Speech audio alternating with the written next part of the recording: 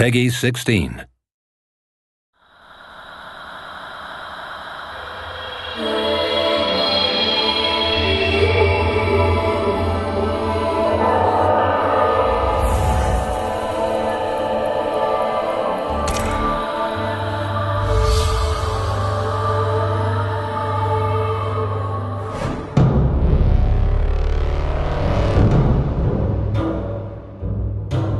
Beginning of the project, we had this core idea of adapting Journey to the West and giving it our own visual style. We've tried to really give it something different, a different twist.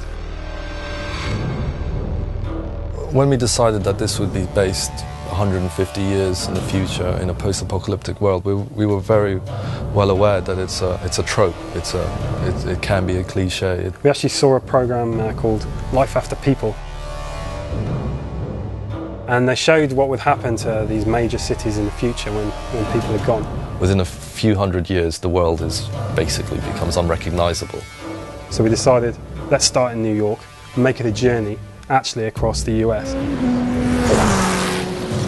We didn't want to be depressing about it, like a lot of post-apocalyptic movies are depressing and games. We wanted to kind of make a fantasy that was like Miyazaki movies, where everything's different and everything's colourful and it's just a window into a totally different fantasy world. We thought New York would be a good place to ground it. If nature is reclaiming, then you need something to be almost aware of. Our style in terms of art is also very colourful, so we always want to put colour into all our games, and we want to add post-processing effects that you would normally see in movies to kind of make the image just feel alive. We could push the colors a lot because robots got rust, which can be orange, can be red.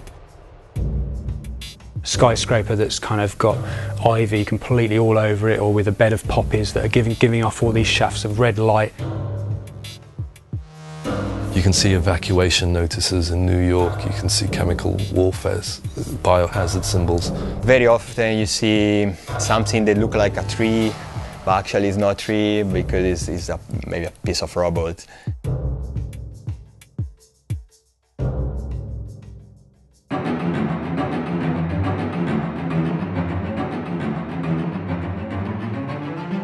The idea of monkeys is come from the legend of Monkey, the Journey to the West, you know, the book.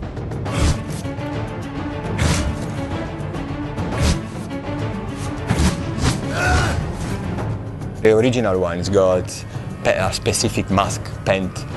I try to keep that. Some people won't be aware of some of the subtleties that we've got in, but there's obviously the staff and Monkey's cloud. So the cloud is actually part of Monkey's character. Even if you look back at hundreds of year-old images of him, he's on his cloud with his staff, with his headband. This character is still really big, but more an animal. So you can see in the animation, especially when you jump one building to another, it really looks like kind of Tarzan, like in the jungle, you know, like really like a monkey. The other character is Trip. Little by little, her personality, fragile, personality come out, and you feel more attached to her. The third main character in the game is Pigsy. He's got like pin-up tattoos everywhere. He's got girls, thinking about girls all the time. Trip, is that you? Pigsy! You don't have to have any interest in the book or the TV series or anything to appreciate the game. It's just a good story with good characters and a rich world.